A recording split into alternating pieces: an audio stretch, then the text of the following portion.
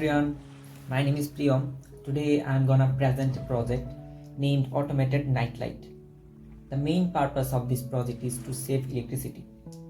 The components I have used for this project: a house model, an Easier Pro board inside the house model, a light sensor, an Easier Pro lamp.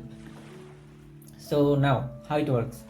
When you supply light from outside, the light sensor detects it. The input becomes 1 and the output becomes 0. So the lamp stays off. But however, when the surroundings become dark, the sensor detects no light. So the input becomes 0 and the output becomes 1, which turns the lamp on. So now let's do it.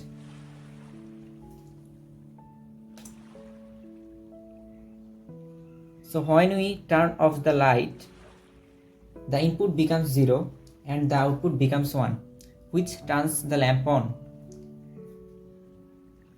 Thank you everyone. I hope you liked my project.